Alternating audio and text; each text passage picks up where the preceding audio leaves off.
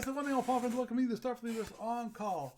And to me, you have me, of course, and Doug. Say hi, Doug. Yeah, I forgot to start the audio stream. Whoopsies!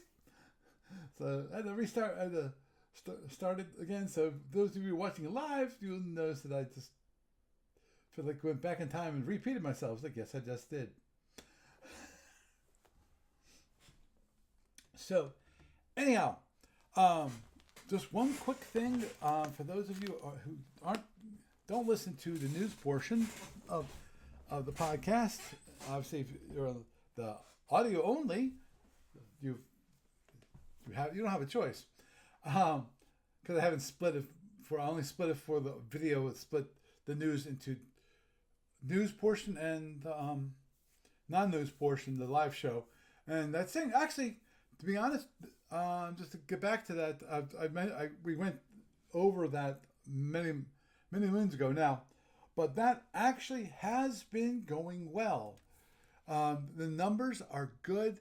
Obviously, the numbers for the news portion are a lot lower than the main show. Big surprise. But that's fine. That is perfectly fine. And actually, one thing I've not looked at lately, which is to look to see how those actual videos are themselves. Meaning, when it comes to the analytics, are people watching longer overall? When it comes to the time, and not bad actually. They're staying through looks like at least half of the video, which is cool. I'm not sure what's normal for any other podcast out there, or any other stream. Not stream, but YouTube video. So, and obviously, it cuts down on the people who really don't care about the news portion and thought that was boring and wanted us to skip and never didn't actually skip. So, overall, it's good. And actually, don't mind me. I'm going to do that a little bit. Not that helped at all, but okay. I was just in the video a little bit. But anyway, sorry. Got sidetracked there for a moment. But one quick note, which is the replacement for Shapeways is up. It's called starfleetmodels.com. It's being run by David Janke. That's spelled Janke. For anyone who's been around Starfleet battles for a long time, you will know that name. He's well known in the community itself, which is to see that he was the person that was doing the 3D printing of the pieces, which was absolutely fantastic to see that someone who's also in the community took up the mantle and said, hey, I can do it. Funny part is, I thought about the same thing, but it's like, I don't have any 3D printer stuff, It's like, oh, that's something, you could probably get into, and, as long as you don't, depending upon how many it is, I'm not sure how many 3D printers he's bought for his investment into this. I'll have to wait and see, because, as I said in the news portion, which is the plan for this is to get all the 7,000s out by the end of the year. But that's the plan, not necessarily what it might not. It might not happen. Might happen. Might not happen. There's a lot of them to go. Not all. The one thing that I think ADB definitely said, which was going to be overall, they're going to see how things go when it comes to. Okay, they'll probably look back on some of the previous miniatures and see what sold, what did not sell. The things that sold, definitely they'll take priority over other things. So they've got so many. It basically would take them so many years to get them all up. So they're going to do it slowly. So they're going to start with the 7000 series first. So my guess is those were probably the easiest ones when it comes to the models we used and so forth. So anyway, just to let you know about that. Tonight, actually, another thing for those of you who don't listen to the news portion is that I will not be here next week or the week after that.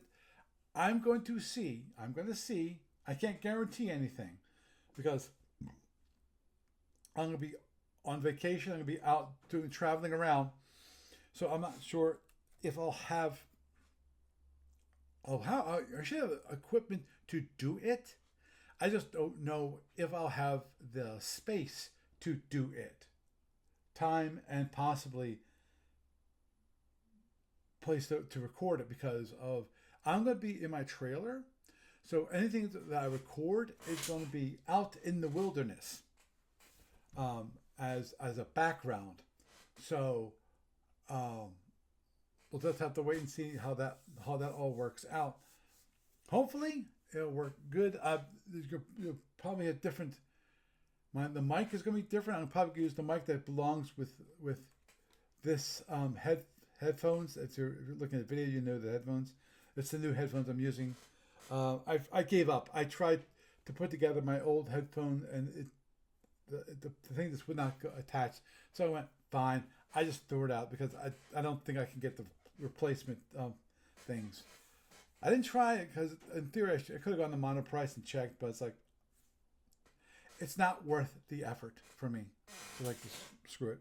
I just threw them out, and then I'm just going to use these ones, which are, I think these are Corsairs, the Corsairs ones. So, and I got a mic for this, so that it has a different sound than this one. This mic, so it's nice, it's bassy, good for my voice. It's a little more. The other one's a little more tinny. For those, I'm sure you'll recognize it. But anyhow, that's the plan. Is hopefully I'll get something out. If I don't, then you'll know why. Okay. So tonight, what actually I wanted to do is, okay, let me bring it up here. Okay. Which is what I want to do, and we'll see how well this works. Because if it works well tonight, I'll definitely will be encouraged to possibly record this, maybe some non-live, as I mentioned, and that is what I want to do tonight. Is I would like to. I'm bringing up for those of you on the video, you can actually see it, which is Cadet Training Manual is what it is. I don't like the cover they have in the PDF for this, but my guess is that also it made it smaller because the original one has a really nice graphic on it. But what I want to do is I want at the very least go through scenario number 1 from the Cadet Training Manual using the SFB Online Client because it does support the cadets. I'm pretty sure I can get through the one for this. I might change the look and feel for the client because I know there were some minor issues with the look and feel and the Cadet Training Manual and the Cadet scenarios, which I could never figure out. I forget if it was for this one or it's for another one. But anyway, so we're gonna go through that. If everything goes good, or at least decent enough that I think it is possible, then I will next week, or next time you see me or hear me, I'll be going through scenario number 2 in the Cadet Training Manual, and hopefully I can go through at least the first 6 in the Cadet Training Manual, and hopefully, and so that people have this as a resource for those trying to learn SFB. I'm not going to go through the very beginning part here, which is talking about the scenarios, talking about glossary terms and how to use the rule book. I'll just mention here really quick. which is, where is it? Okay, I'm just going to read the introduction here, which is the product you have in your hands, which is the Cadet Training Manual, is more than mere words on paper, virtual paper at this point. These were originally they did actually have hard copies of this. In fact, I have a hard copy downstairs with the rest of my stuff, the rest of my SFB stuff. It is a device that will place you in the command of a chair of a Federation starship constellation and transport you across the galaxy. Visualize now the challenge that awaits you. Locked in warp speed combat with a deadly enemy, perhaps a Klingon battlecruiser or a devastating planet killer. But you must learn before you can face such challenge. The product is a complete game in itself. You can play battles with it, within it, with the rules it includes, and you'll probably find this quite enjoyable. This product includes more than enough material for several dozen hours of playing. However, the Cadet Training Handbook is also a gateway to vast universe of games with hundreds of ships and battles and extensive rules to cover challenges and opportunities you cannot yet imagine. However, whether this game is only one you ever play, or whether it comes the first of many such games, one thing is true: you will command a starship. Within a few minutes from now, an hour at the most, you will be in the command of a command chair, maneuvering a starship and firing its weapons. Command of such powerful vessel is not granted lightly. It is the most complex and important job in the galaxy, and it must be learned, then earned. Starship commanders are not born; they are trained, and the training plan begins now. So if when it comes to reading the rules and so forth, go get it. It's free. Feel free to go. I go to Warehouse 23. I like them. You have to create an account. Sorry, and you can get it's a free download. You just have to create an account, and you'll be good. So it's just like first missions for Federation Commander.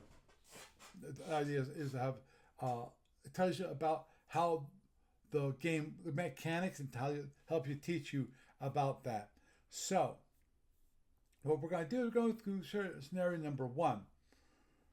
It talks about the sequence of play, and okay, to play a turn in the first scenario, the procedure for the latter scenario is the same, possibly a different charge, and that's understandable. Okay, let me just, don't mind me for a moment. I'm just going to see if it's part of the rule book. Yeah. Okay, give me this. Here are for those of you who are on the video, you actually can see there's the charge and forms. It's on page 48 of the Cadet Training Manual. Here, the impulse procedure for the Cadet Training Manual is move ships, then move seeking weapons, resolve seeking weapons, launch seeking weapons. Resolving seeking weapons means that if the seeking weapons impact a ship, then you resolve them. Okay, launch the seeking weapons, fire direct fire weapons, resolve direct fire weapons, i.e. what damage they cause, and then there's the end of the impulse. There's on this chart form, there's a turn record track to keep track of what turn it is. It goes from 1 to 7. The idea there is that you actually print this out or copy it, and then just put it down on the counter, on your table, and then you use a counter or a coin or a dice, whatever, to cover that particular one, when you know what it is. Now, and there's an 8 impulse movement chart, which is what is used at the beginning of a Starfleet battle when it comes to the Cadet Training Manual. You only have 8 impulses. For those of you who are reading it, and this is for scenarios 1 through 6, the cadet sequence of play is these 4 items. 1, energy allocation. That's the first thing you do. Number 2 is speed determination, which is announcing your speed. 3 is the impulse procedure. You repeat this 8 or 16 times. In the case right now, it is 8 times. This goes, the impulse movement chart is for scenarios 1 through 3. And then finally, the end of turn.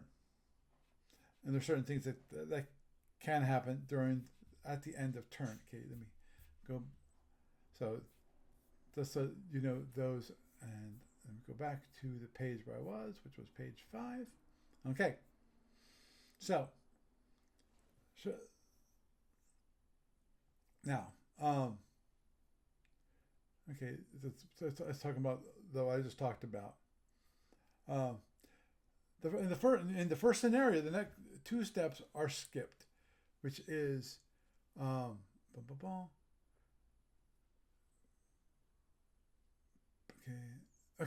which is you move ships. When it comes to the seeking weapons, those 2 are skipped. Showing after you move all let me go back.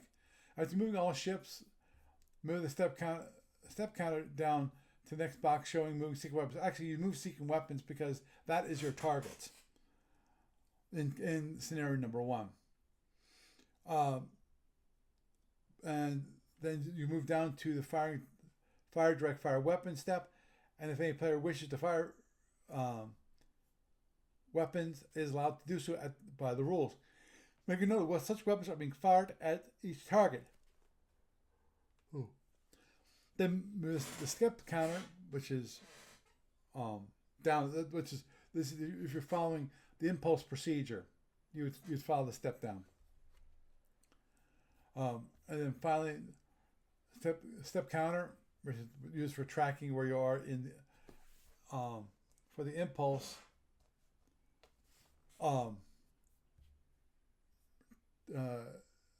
Into the file box. This significant end of the impulse is a good time to look at the situation and decide what you would do next. Then you start the next impulse, moving the step counter back to the first box, which is basically so you're going through the impulse procedure is what this shows you that you're going to do.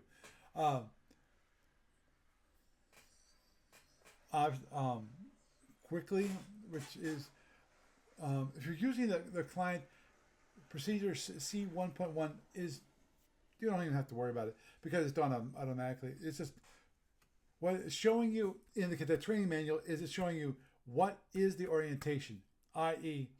that it must be facing a certain hex face. You can't have it so it is cat corner facing like into one of the points of the hex. It has to be facing a side.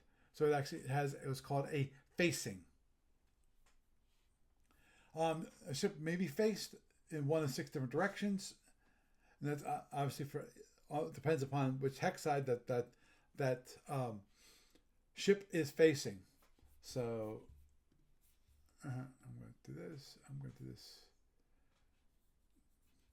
This is for those of you. I'm showing. You have the name constellation, and you got your drones. I'm going to start this. And move this over. I'm going to do it's actually this one. I'm just going to roll that down. Whoops. I forgot to grab it. So see this and this you have, and what I can do is just show you change. Okay, I can just change facing here to like B. Change it to C, and so there's different facings. Okay, I'm going to change it back, and you can do that easily in the interface by going and moving, just changing the facing. Now, normally you don't have to do that when it comes to the client itself, but I'm just showing you how one way of doing it. Now, the snares that Cadet Training Manual using a movement known as free movement. In other words, for those of you unfamiliar with SFB and the history of SFB, is that there are 2 types of movement. These days, usually only one is used, which is there's free movement, and then there is pre-plotted movement. That is where you actually take the impulses and the speed of the ships, because of, as I showed you previously, that impulse chart. Based on your speed, you move or you don't move on that impulse. And for pre-plotted, you actually, for every time you moved, you actually would say, okay, I'm going to turn or go straight, and so forth. Okay, performing movement, each ship will move one hex and only one hex, because for an impulse you move one hex. It's not like, I'm dating myself here, and I know that there's a game called Silent Death. Yes, I told you I was going to date myself. Silent Death is basically, it's a game where you have so many, for each turn, you have so many movement points. And if you had like 5 movement points, because that's your speed, you would actually go 1, 2, 3, 4, 5, boom, done. You didn't actually slowly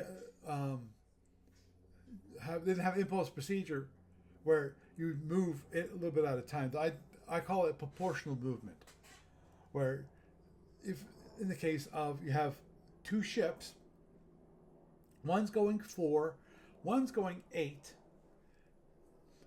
In Silent Death, beginning,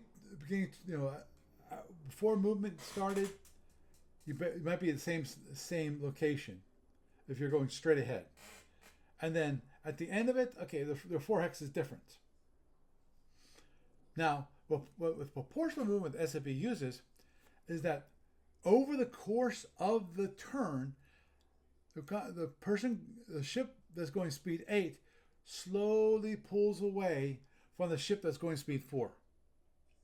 So it's proportional. So it slowly happens, not all of a sudden it's there. So now, as it mentioned here, action movement and fire weapons is done during impulse procedure, which we already went through. Turning. A ship turn mode regulates how often you can actually turn. You can change your 1 hex. Yeah, on hex facing. Yeah. And it depends upon your turn mode. They mentioned here, of course, permanent turn markers. Those are really good for tracking where did you last turn, so you don't have to try to remember. And in some cases, you put it there so you remember and your opponent also knows. And just a reminder, with SFB, unlike some games he mentioned here, there are no stacking limits. Now, Federate Commander, a little different when it comes to stacking, but Starfleet battles, there's no stacking limits. Any number of units can be in the same hex. Weapons fired into a hex will damage only the unit that you're firing at, not every unit in the hex. That depends on the weapon, as I pointed out last week with the Omegas. But there's the one which throws like T-bombs. Kind of cool. Weapons fire through. It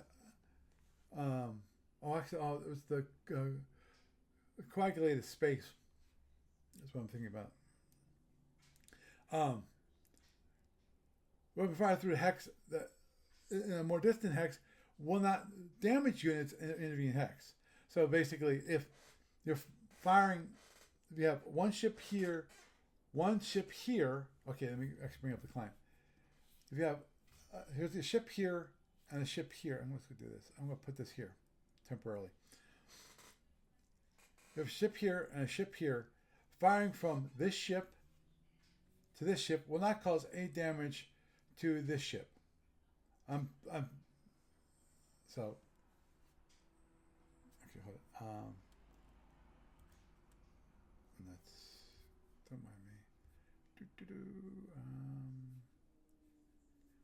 Hold it, let me bring this up and go undo.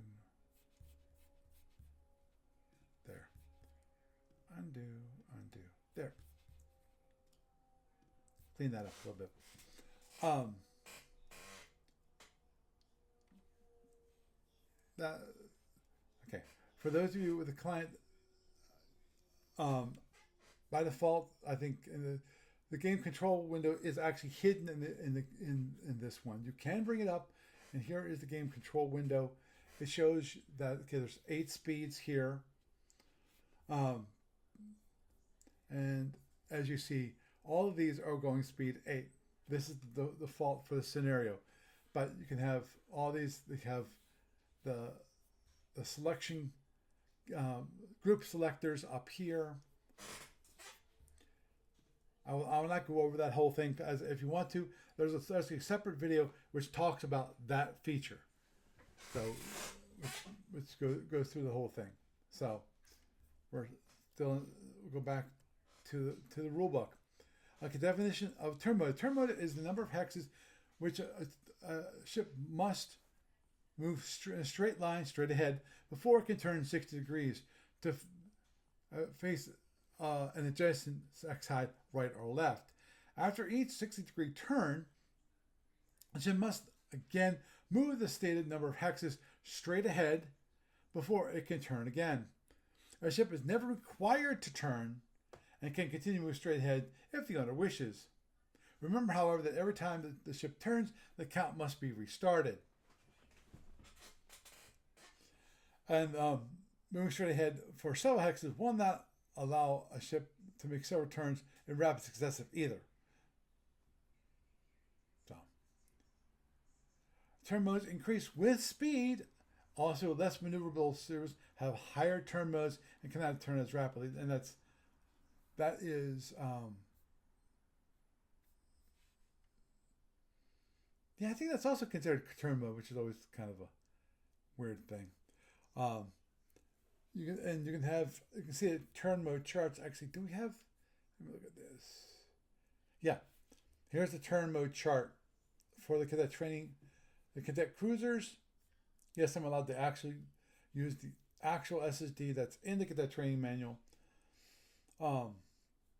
As you see, there's the SSDs. There's a turn mode chart. Turn mode 1 to 6 is turn mode of 1. 6 to 16, turn mode of 2. And movement control cost is 1. We'll go over that. Probably, I think that's in scenario number 2, if I recall correctly. Okay. And the turn mode count carries over from turn to turn. For example, if a ship has a turn mode of 4 that moves on the first turn 7 hexes in direction A and then 1 hex in direction B, has already been fulfilled 1 hex of the 4 hex turn mode required. It must move 3 more hexes in direction B, not 4, on the second turn. So, okay, and it's just talk about setting up the scenario. Like the purpose of combat in this scenario is the actions of combat are mean to an end, not an end of themselves. Combat is used to gain or maintain control of territory or destroy or reduce enemy forces as a means that end. Combat involves causing damage to every enemy unit to such an extent as to destroy them or force them to go elsewhere, i.e. retreat. Okay, as mentioned, I mentioned kind of, it talks about, there's 2 different kinds of weapons, which is, of course, seeking weapons, i.e. what I just showed you here, which is on the board. These are all drones. Those are seeking weapons. And then direct fire weapons, for example, phasers, disruptor bolts, and photon torpedoes. Obviously, this is Federation. I'm sorry. As for SFB people, it's obvious. For non-SFB people, it might not be so obvious. If you know anything about Star Trek, you might actually know this, which is Federation has phasers and photon torpedoes. Quick reminder, which is that range to a target is a count of the number of hexes from the hex occupied by the firing unit to the hex occupied by the enemy unit. Now, okay, this is what? Drone B. And that's drone C, right? Right. That's drone D. Okay, drone B. So if we want to, in the client, what we can do, if you go here, we go to Utilities, and we go to Range Tracker. Now, I know it blows up to be a little big, but let's shrink it a little bit. Now, what I'm going to do, just as convenience, there, and drone B. So, I add an entry here from Constellation to drone B. So, you can see that it is range 4. How that arrive is it goes from the constellation here, is then you can calculate by counting the hexes. So 1, 2, 3, 4. Range 0 is in the same hex. So unlike some games it's range 1, which is within the hex. No, for SFB, within the same hex is range 0. So one hex, any hex that's right beside it is range 1, and then okay, 2, 3, 4. So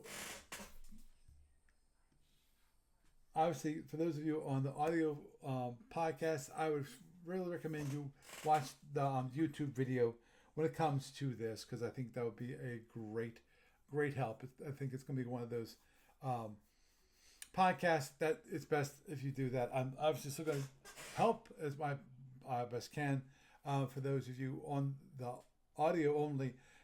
To get to that range tracker, you right click on the board.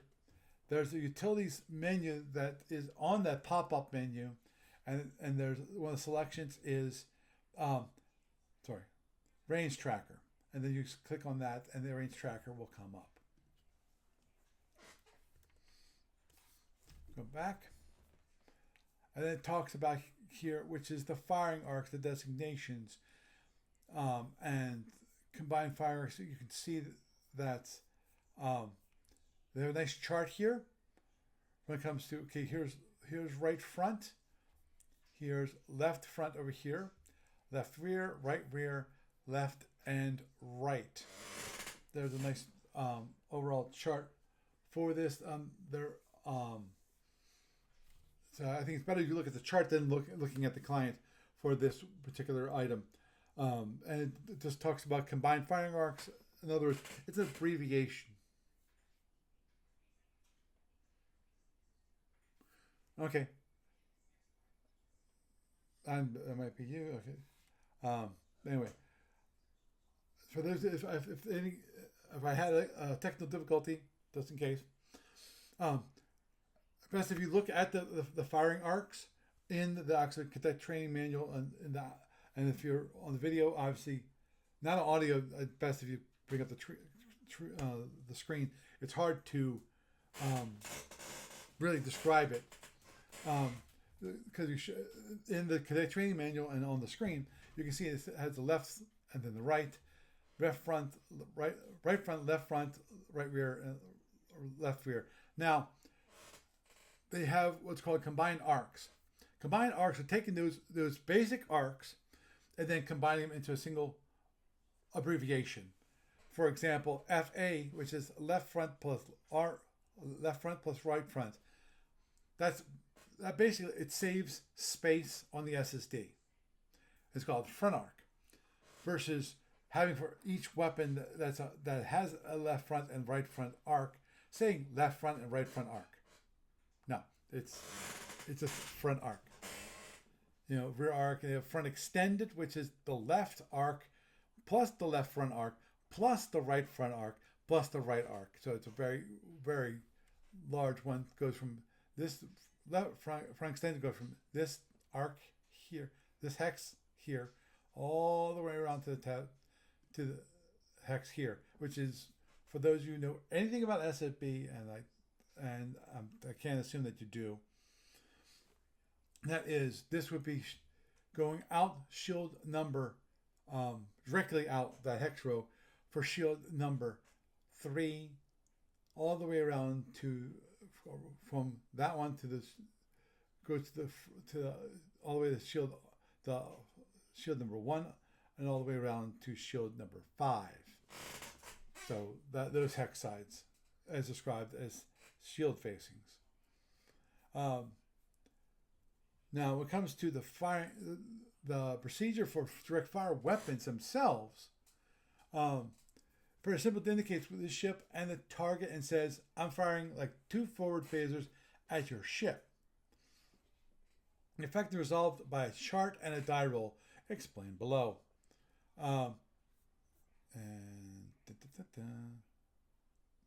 It talks about the effects. The effects are immediate.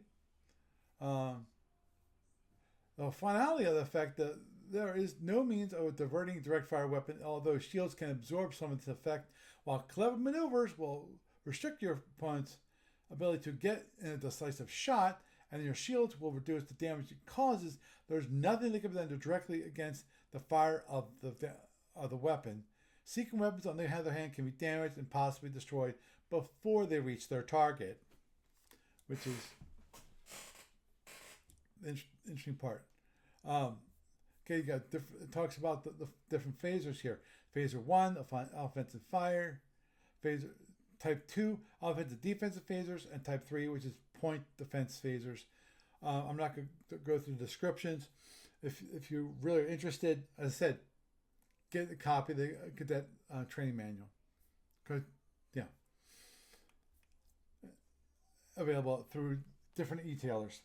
You know, the War Game Vault, the Warehouse 23. I prefer that because also it doesn't have the annoying copyright stuff on it. I think I'm not sure if War Game Vault does. I think Drive Through RPG does. I forget which one. There's one. Moving on and forward. It just mentioned here that the energizing phasers. Well, your chief engineer has already energized the phasers. A given ship, a given ship may fire any number of phasers in a given impulse, assuming the energy is allocated for this purpose. The ship has the fields of fire that permit such a firing, i.e., the target is in the firing arc of that weapon. And there's some examples here. Okay, so now we're going to actually get to the cadet scenario. Okay, which you required if you're playing this on paper. The required materials are that you need the Federation Cadet Cruiser SSD, the 8 impulse movement chart, the basic impulse procedure, and the map for sectors A and B, and the counter for the Federation Cruiser representing the constellation, and 5 Klingon drone counters. A ship cannot be damaged. There'll be no need to mark the SSD, so you don't have to worry about the SSD itself. The only reason you need the SSD is, okay, let me show that.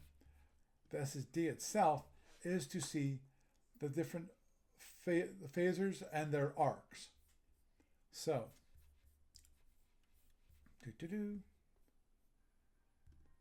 okay, so I already set in the client. The scenario is all pre-set up for you.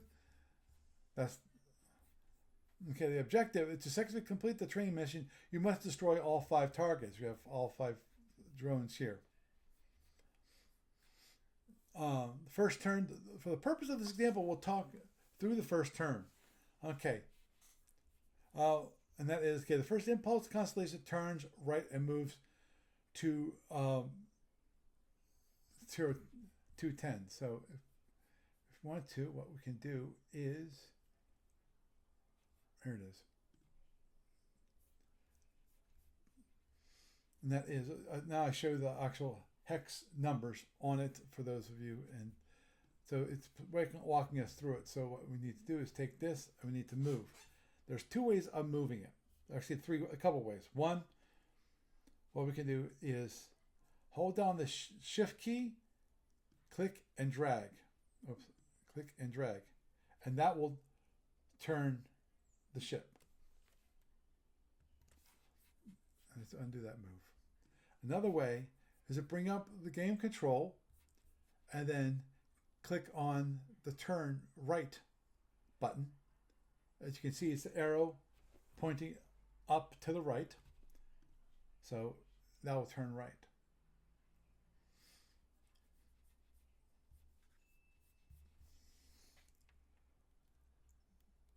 And then also, finally, let's undo the move here. There is a third way, which is completely the keyboard, which is, it would be in the case of the Mac, it would be Option 9. Oops. Got that right? Oh no, Command 9. Sorry, Command 9. Like that. Now, for those of you wondering, okay, why is it Command 9? If you have a keyboard with a numeric keypad, it comes very obvious. Let's bring up the game control again. So basically, if you look at the little thing when it comes to in the game control window, it's laid out in a numeric keypad fashion. That is, left turn, that's 7. Front ahead, that's 8. Right turn is 9. To side slip, now we're not using side slips in here, so just don't worry about it. That'd be 4. Side slip right is a 6. Quick left turn, which is basically taking the ship and turning it greater than 60 degrees. It's 120 degrees, right? Yeah, 120 degrees. You'd be 1. If you want a quick left turn, exact about face, if it's a 180 degree turn, that'd be Command 2. And when it comes to quick right, that's Command 3. Now, I'm pretty sure I got this right. Forgive me if I get it wrong. On a PC under Windows or on Linux or FreeBSD, whatever, anything but Mac, I'm pretty sure I have that set up for Alt, using the Alt key. And again, same idea. If you look at numeric keypad, it makes sense. So, okay, in here it says, okay, that's the first impulse, and then the drone. Okay, 3 drones move. Okay, 3 drones move. Okay, so this one goes straight ahead, and then I'm assuming drone C goes straight ahead too. Yep, straight ahead, and drone D goes also straight ahead. Okay, the closest drone are 4 hexes away. At that range, you cannot guarantee a kill with a single phaser, so you decide to hold your fire. Place a pointer turn marker at 0111, which is automatically done by the client itself. As you can see here, it's placed in the 0111, and that's a point of turn counter, as you can see in the tooltip. The ship then moves. Aren't there 5 drones? Don't mind me.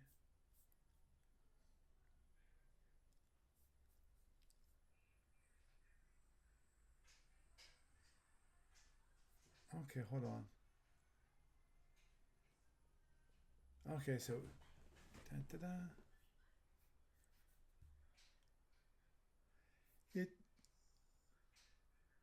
okay. I'm going through the impulses and doing the first turn. And basically, it's not moving all 5 drones.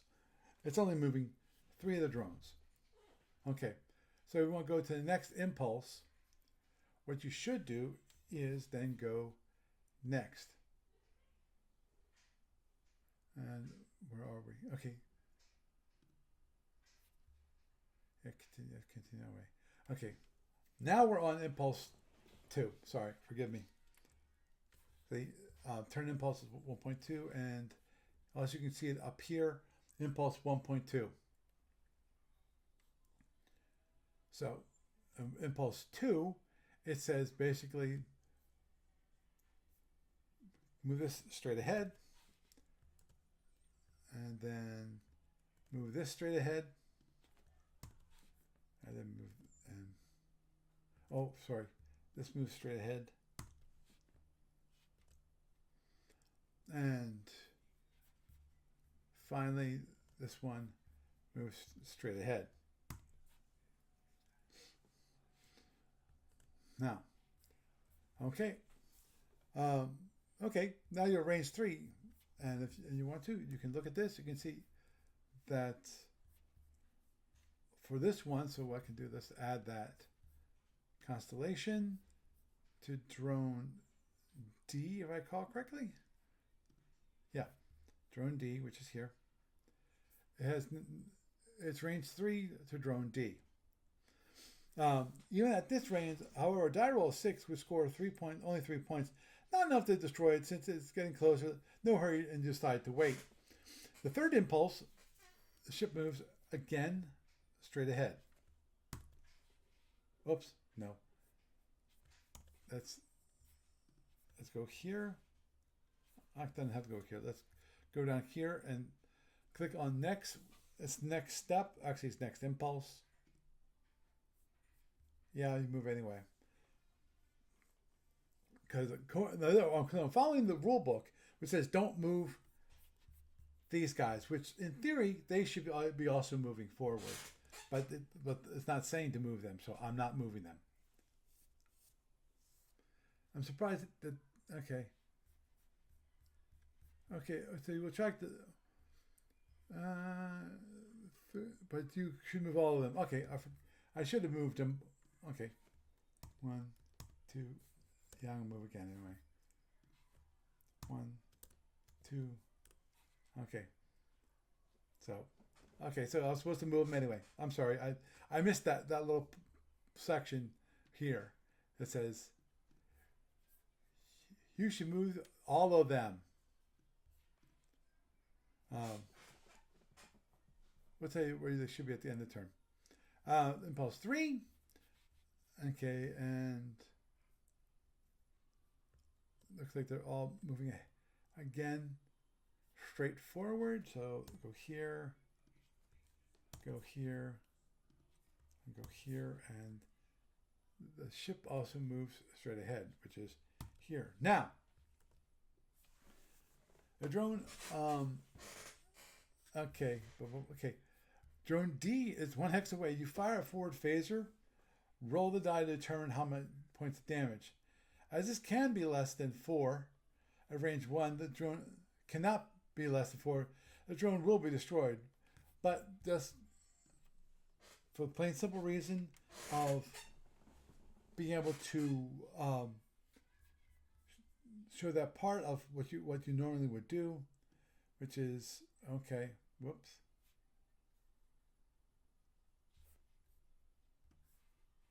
Don't mind me. Okay, good. Now, well, I'm going to activity, and what you would do is forgive me for this. I really should update this so it only has that. So let's go to the fire decision step. What you're going to do is, yes, Doug. Okay. So it says the far one, that's going to go here, and the target is going to be drone. It should be different for. That's one thing I think I have to do. I need to do for the cadet, which is the impulse segments should not have the full impulse segments. They should be limited to those little bit of impulse segments. I don't have it on this one. Or possible. Oh, there it is. Actually, why? Okay, there is actually a fire one. I could have used that one instead. But okay, I brought up the activity window as a fire decision step, which you shouldn't have to do. That's something with the client. And then what you would do is say, okay, I got this, and then you go execute. Okay, there. It's going to say, oh, you use one phase capacitor. Okay, one. There. And then you'll see that. Oh, wrong one. Forgive me. It's this bar. It'll announce using that the phasers, and then what you would do is then roll one die, because there's one die. Click 1d6, and it rolls a 2. So that drone is dead. So what you do is go here, and the way to remove it, there's multiple ways of moving. One way is, whoops. Okay, actually, let's go here. Let's do this. Bring up the fire. We rolled a 2 at range 1, and just click on that, and you'll see that there are 7 points of damage done. And normally you click display. The idea of that is to show your opponent the total damage that you think you did correctly. And that was 7 points. So in this case, I can apply 7, click OK, and it automatically says, oh, wait a minute, that drone has been destroyed. So it then deletes the drone from the actual client itself. I try to make it a little bit easier and understandable. So those, unlike the regular rooms, you can't just apply it and it automatically disappears. But that one is okay. Okay, before you can start the fourth impulse, you have to make a decision which way you want to move. Look at drone C. It's 0708. That's right here, which is straight ahead. This will be at range 2 for the right phaser, with 5 chances out of 6 to kill.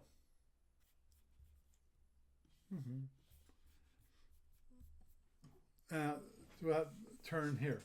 Turn ship. You'll have to turn the ship to hex 06. The next impulse to use your left phaser to destroy the drone. Moving in this direction will take you further away from other targets. Turn B, option B, which is turn immediately to 0510, which is here.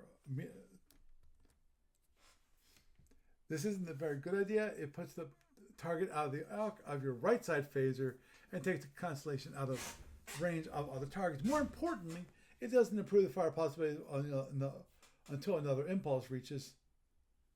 Until another impulse when the ship reaches 0610. All these options, obviously A is the superior one, which is moving straight ahead. So we're going to go on to impulse, next impulse 4. So go straight ahead. This one goes straight ahead. This one goes straight ahead. And drone B goes to 0605, and this one goes straight ahead. And then drone C goes to 0709, so this one goes straight ahead. Notice, for any of you who knows the SFB, ignore. Normally those drones would be self-seeking towards the target, which would be the ship. But this is for learning purposes only. So for those of you out there. Okay, now you fired your forward phaser at drone C, and it goes bye-bye. Okay, let me just check to make sure I did this right to begin with. I might have fired the wrong phaser. This is forward phaser. Okay. Now, how many? I only have one. Let me check something. As I thought, we only have one forward phaser. Okay, because saying, "Oh, you fired another forward phaser." It's like, what the heck are you talking about? Roll the die. Okay, you can fire it at the zone C, which is 07 on range 2, right here. That means your right side phaser in this case. Roll the die and now determine if destroy it or not. So let's go try it. Okay, let's go back to it. Let's go fire. This is the better way of doing it. That's weird. This should have been cleared. That's weird. Okay, so in this case, we have a left side, so right side phaser, right side phaser, and you're gonna fire that on drone C. There's a bug, obviously. Okay, execute, and there it is. Fires it. Okay, now let's roll the die. Okay, it's gonna be range 2, so let's roll one die, and it rolls a 1. Let's bring up the chart. At range 2, 1 point is 7 points of damage. So let's apply 7 points of damage to this, and shocker, it's gone. I'm going to delete that. So you blew it up real good. The fifth impulse, the constellation moves to 0608. So we're going to move straight ahead again. Oops. I forgot that this is impulse 5, right? Right. So it moves straight ahead. Yes, I'm using the keyboard because it'll bring things faster. And drone B 705. So this one goes straight ahead. And that goes straight ahead. And this one straight ahead. So,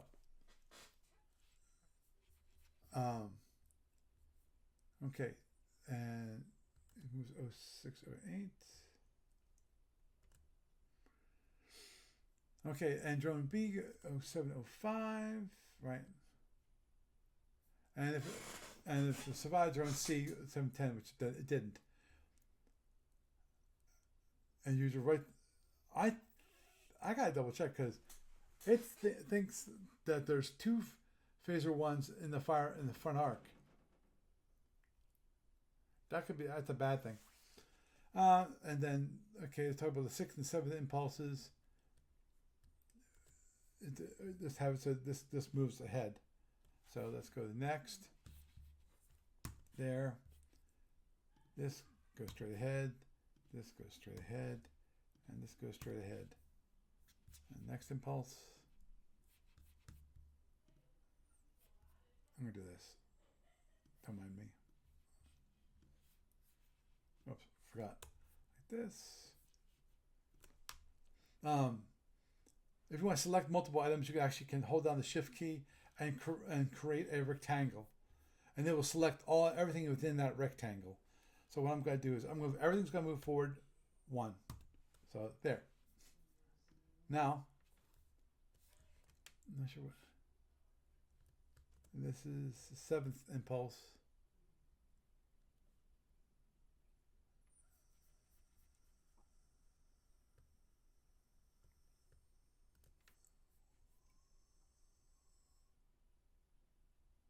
I missed something.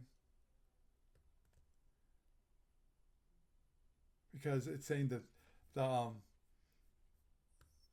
this one should turn left to here, and surviving drones will be entering drone E, which should be 0809, that's E. And it comes to drone A 0905. Yeah, I'm one hex behind. That's possible. But anyway, in this case, all I'm going to do is, because I think it's obvious for anyone who knows this scenario, this is range 0. And on the SSD, we do have one left side phasers here. And it's got left side here. It just came in on this side, so it's on the left side, because it's range 0, it's still left side. And we can easily fire the phaser. It's automatic kill. So what we're going to do is this. We're going to go here. We're going to right click on the hex because we can't get to that one. So what we're going to do is we'll rotate the stack. So now, okay, let's do this. Let's there, unselect everything. Click on the drone, apply damage. I'm just going to say 7. Boom, it's dead. So if you want to continue on, now the second play, you can see if you can destroy all the remaining drones, then go back and play the entire scenario, experimenting with your own ideas for the first turn. So that's basically scenario number 1. Obviously, we can continue this, but I think it's not a good idea at the moment to continue on. Well, I've run out of time. 2, I think you get the idea of how to move the ship and how to fire weapons on the ship using the client and also according to the rules. I understand that probably it would be nice to basically be able to select a ship and then go show an arc on the actual board itself, which I thought about that. It's like, that actually sounds like a really great learning tool. So maybe that's something I'll work on my vacation. Never know. I'll just have to wait and see. I might do it just to relax after a hard day of driving for 6 to 8 hours. So with that, I think we will wrap it up for the evening. Doug, it's been great having you around. Oops.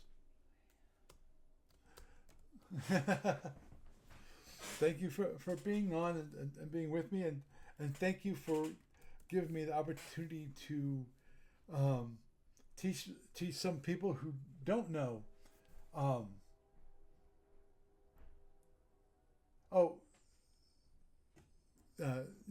So yes, it was great having you around. You have a good night. Okay, bye. Oh, Ajeba. One quick thing. Yeah, I said that at the beginning, which is, we have a new mini site, starfleetmodels.com. Just really quick, and that's for you, because for everyone who's been here, I already did announce that. So, oh, by the way, good night, Russ. So, had a nice going through scenario number 1. That went well. I'm going to see if I maybe can continue on with scenario number 2. I'm hoping to go through all 6 scenarios, which depends. I have to look at some of the scenarios, just for the plain and simple reason that I will look at them so that I can say whether I can actually do them in one podcast or not. Because in addition to, I think if you were actually doing this yourself, I think it would go a little faster, possibly. But I don't know. But I'm hoping you enjoyed it, and I'm hoping that if you don't know SFB, now you know a little more about how to play SFB. That's the beginning. That's the very beginning. We got at least 5 more scenarios to go through a lot more of the concepts when it comes to SFB. So with that, I am Paul Franz. I'd bid you a good night.